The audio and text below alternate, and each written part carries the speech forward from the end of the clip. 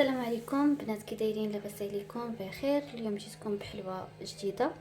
غادي نحتاجو لها 250 غرام ديال الزبده، كاس زيت، كاس سكر كلاصي، كاس قوقو محمر ومطحون به بالقشره ديالو.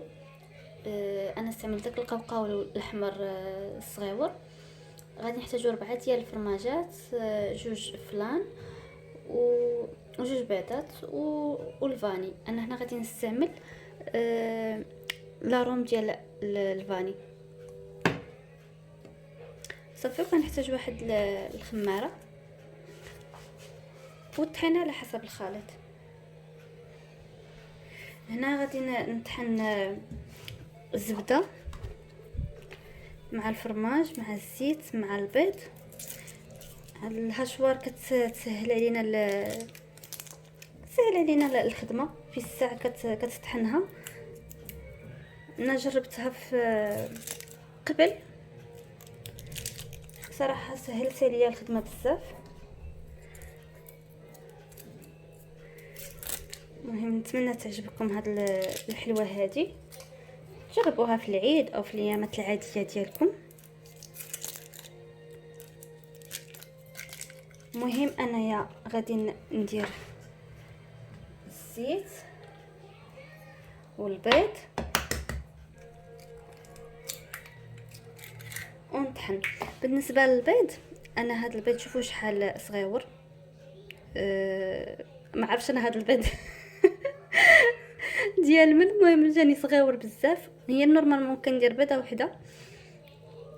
الا كان عندكم البيض كبير ديروا غير وحده. كان عندكم البيض صغير بحال هذا، شوفوا قداش، ديروا زوج.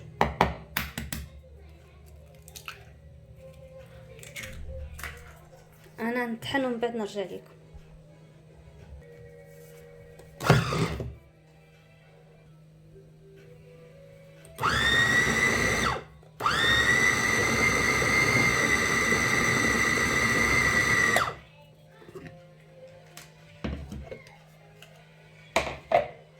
شوفوا كيف رجعتها بحال البوماد. هنا غادي نزيد سكر كلاصي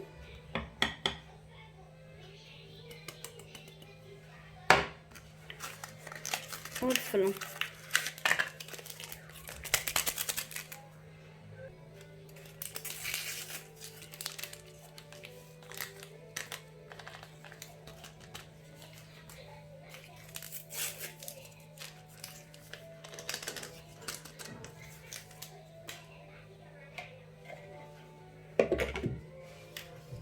غنطحن ومن بعد نرجع لكم.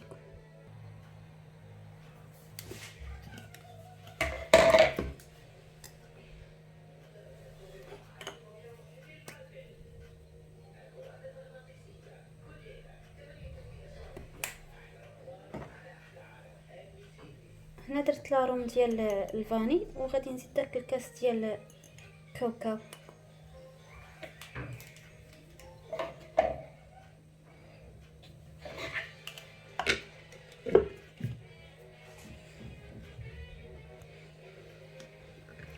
صافي، هنا من بعد ما طحنت المكونات كاملين في الهاشوار، غادي نجيب واحد القصريه او قصعه.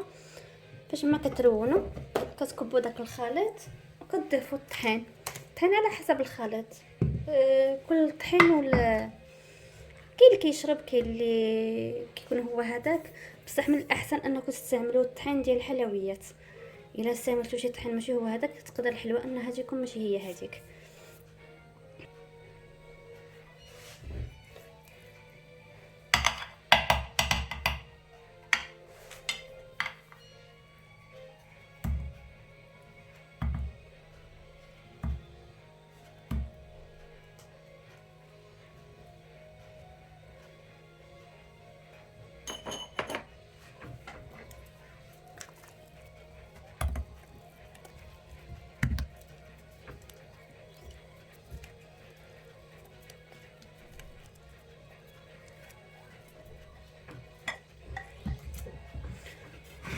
صافي، دابا ان شاء الله غادي نديرو يدينا.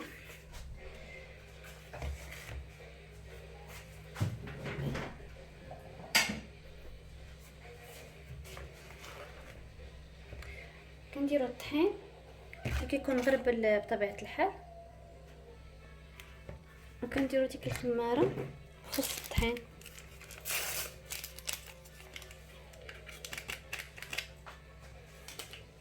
بسم الله.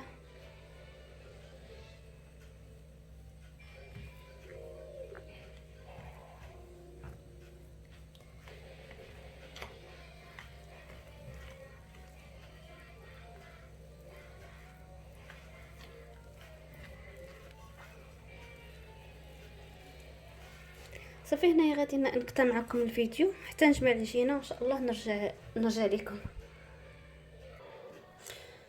هاي العجينه كما كتشوفوا حنا جمعناها.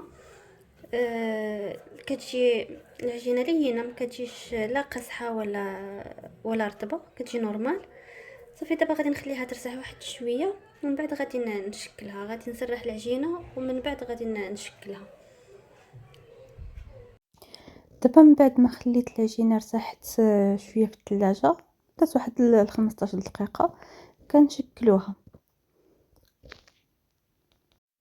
بالنسبه للشكل اللي اختاريت في هذه الحلوه، اختاريت شكل دائري مثقوب في الوسط.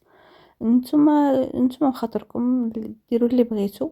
الشكل اللي جا على خاطركم ديروه، كان دائري، كان مربع، مستطيل، قلب اللي بغيتوا ديروه.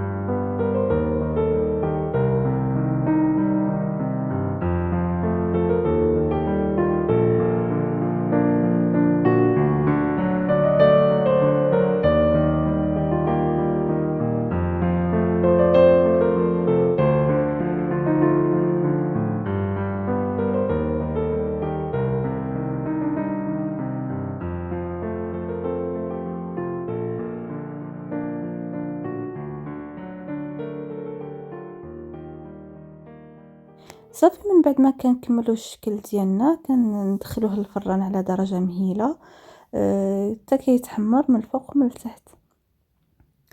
اما التزيين انا اختاريت ندير الشكلاط الاسود مع شويه ديال اللوز كونكاسي وشويه ديال الورد، والطريقه غادي تكون واضحه في الفيديو.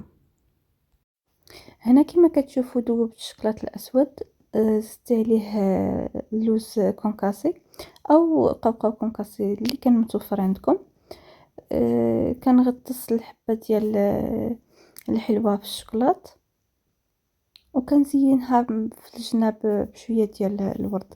هذا هو التزيين ديال الحلوه ديالنا ديال اليوم. نتمنى انها تكون عجباتكم. زوينه صراحه، كتجي هشيشه وكيكون فيها واحد المذاق زوين. نتمنى انكم تجربوها، وما تنساونيش من التشجيعات ديالكم. تخليوا لي شي تعليق محفز واللايك ديالكم والابوني ما تنساوش اكيد. وشكرا لكم بزاف بزاف.